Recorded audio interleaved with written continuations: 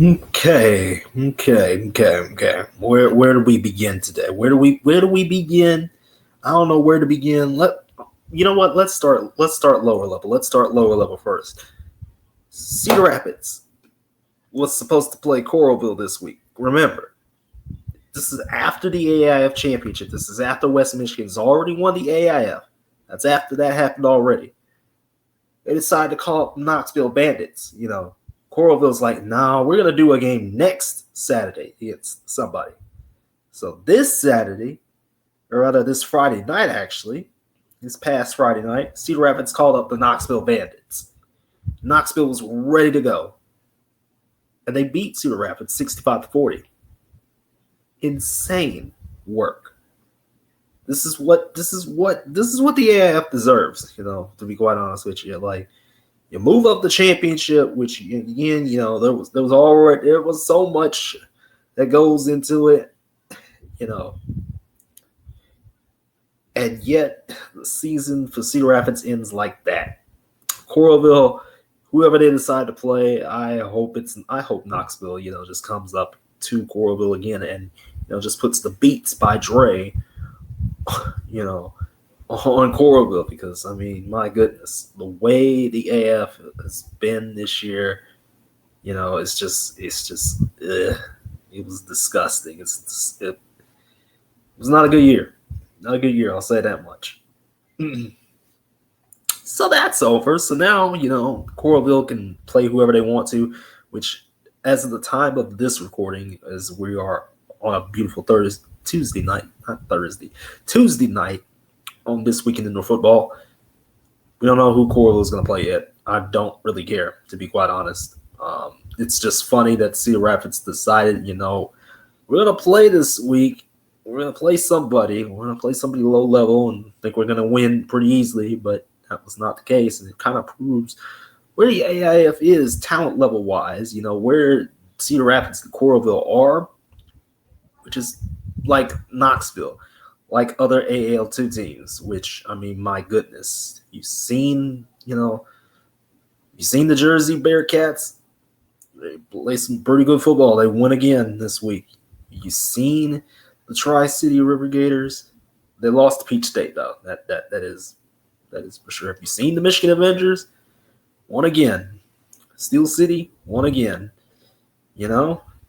It's a real intriguing AAL slate. Again, remember, we're down to 10 teams right now. The Georgia Indians are putting up rough shots over everybody. It's really intriguing. As far as the AL2 goes, we're still getting there. We're getting close to the end of the AL2 season. I have not looked at the standings, but the Georgia Indians, or Jersey, if it's not Jersey, Georgia, for the AAL2 championship, then I don't know what we're doing here. And I hope that game is streamed. I hope it's played somewhere nice. Yes, the current arenas, aren't really feasible, but it's all right. It's all right, man. It's all right. The other couple big things as far as, big news and everything like that, the Rattlers, they released Drew Powell again. He's gone. There are some other signings and stuff like that. Grant Russell retired from, he had a little heartfelt message. Oh, yeah. Carolina. Forgot about Carolina. The Carolina Cobras were like, we can't do this one thing where we, give out uniforms and stuff like that, and they made this whole statement this past week, which I'm going to go find real quick. I got to go find it. It was somewhere. I got to go find that statement because I think it was, when I saw it, I knew something was up. I knew something weird was happening, so that's why I was like, hang on a minute here. What are we talking about? What are we talking about here, I don't know where it's at. I don't know. I'm going to go find it real quick. Tell you what.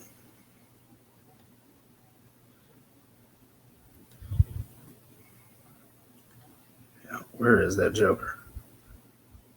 It's somewhere. I'll find it at some point.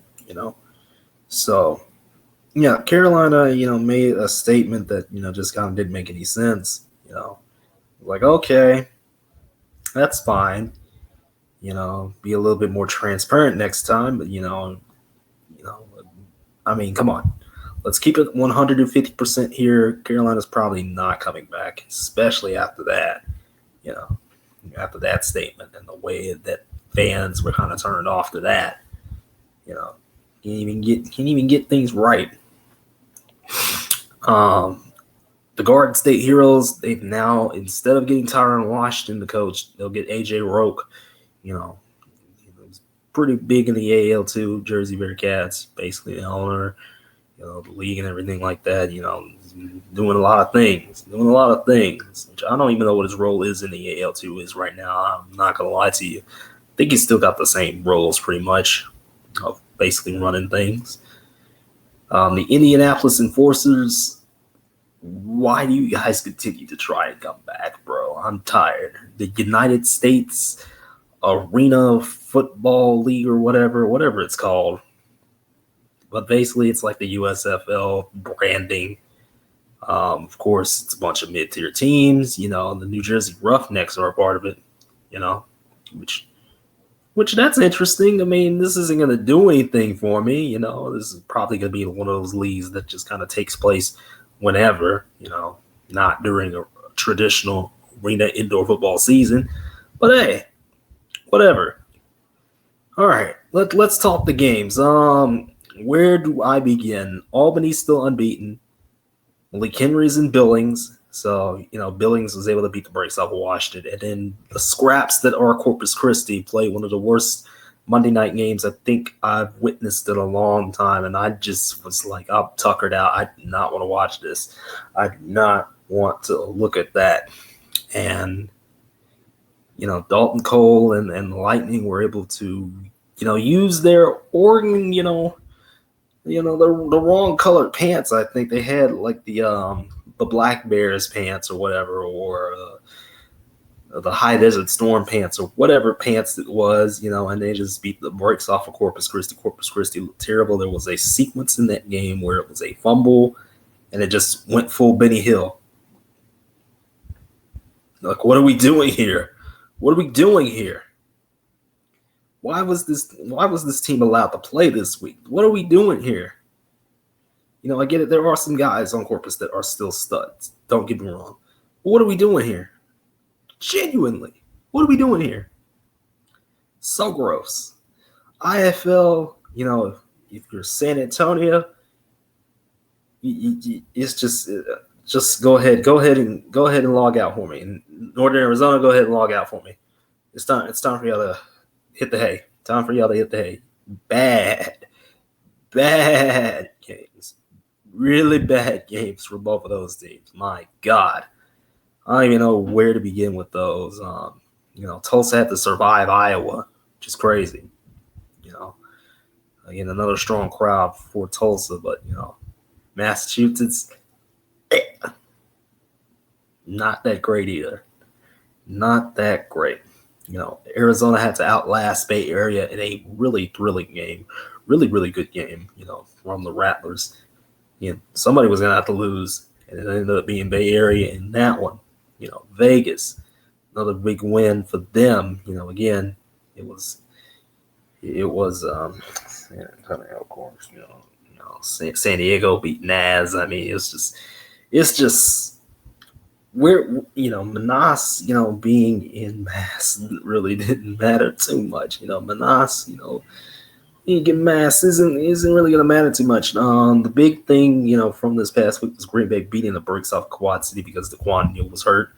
He came in for like a drive, and yet Green Bay was still able to, win. Like, again, Tucson being Massachusetts like that, sheesh, sheesh. NAL. Beaumont has clinched a playoff spot. The first year team has clinched the playoff spot. They beat not really beat the brakes off of Wheeling. It was a 15-point game. But, Beaumont did not have control of that game at first. They ended up taking control late and taking the victory. Shreveport got dusted by Columbus. Omaha beats Sioux City for a second time this year. Yeah, yeah. It was certainly a week.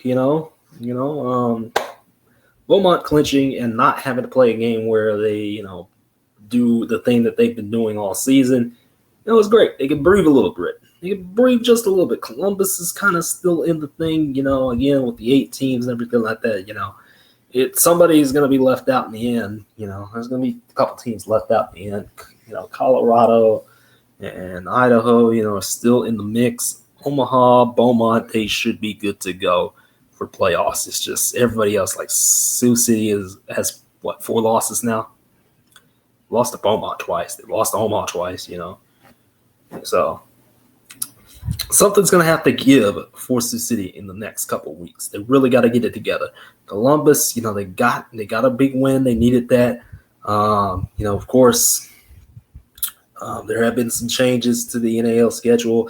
The Alabama Empire will be traveling up to Shreveport, similar to how Dallas went to Omaha, so the Alabama Empire will be coming up to Shreveport next Sunday, and it's going to be intriguing to see how that goes because I'm not entirely excited, to be quite honest with you. There was an easy way to fix this, and it's have Idaho come to Shreveport instead, but no, similar to how Columbus could have been in Omaha instead of Tyrone Washington's Dallas Falcons team, which and we're on the Dallas Falcons. They are a good filler opponent, but I don't want those games to happen. I'm sorry, I don't want those games to happen. It is 2025. We do not need non-league games in the NAL no more. We really don't. I'm just gonna be real with you. I get it. Not everybody can afford to go to stuff. Like I said yesterday about hey, I want to go to this Dallas Wings game. Can I go to it? No, it's too expensive. I get it. Carolina's complaining about arena, and availability and whatnot. It's like you could have moved to a smaller venue that would have looked better because, the seats were dwindling as years went by. We were seeing like 4 or 5K, people in the stands, when you first started 8 years ago, and now it's maybe like 2-3K. Big drop off. That ain't gonna do it. Might as well move somewhere. There are some rumors, heading around, but it is what it is. But those are rumors, yada yada yada. Basically, this is stuff we already know. Like all those IFL teams that have went dormant, aside from Albuquerque, they're dead for the most part. Like unless they say something. Just take my word for it and just keep them as dead as they can be. Like, in my personal opinion, DFW does not need an indoor arena football team for quite a while. No Allen Americans attached to anything. No Mesquite. Hint. Keith Russ not doing what he's supposed to be doing in Shreveport. Still, none of that nonsense. Keep arena ball away for a while. I just don't want it here. I don't think we need it. It's oversaturated. It's an oversaturated market. We don't need it. Sioux Falls, if they can get their arena situation together, move, to a lower cost arena, the arena they originally were at, or try and keep negotiating with the Premier Center. Fruits could be bared there. Dakota, dead. Columbus, why are we even mentioning Columbus? The Columbus Wild Dogs of 2025 is crazy. Why are we mentioning that team still? It's dead. It's been dead. It's been dead since Jermaine said, no, we're not doing Frisco no more. So, unlike some people who can't get, their tech working, which, it is unfortunate that, the IFL talk last night could not be, for it was only like 20 minutes. I wanted to call in last night. I couldn't call in. So sorry, RJ, Raymond J. I'm sorry, my boy, that you couldn't get that, get together, fixed up to where, people could call in to the show. Really unfortunate. I just did want to mention that, and my condolences, and I hope next week we can rock and roll with that, and I will definitely try my best to call in, like I said, like I told you. Yeah. So, in any case, an 82-year-old man is going to lay down and go to sleep. That's what an 82-year-old man is going to do. My eyes look, it doesn't show here, but my eyes look red. I will see you all next Tuesday. So, stick around. I'll see you next Tuesday, and have a good night, everybody.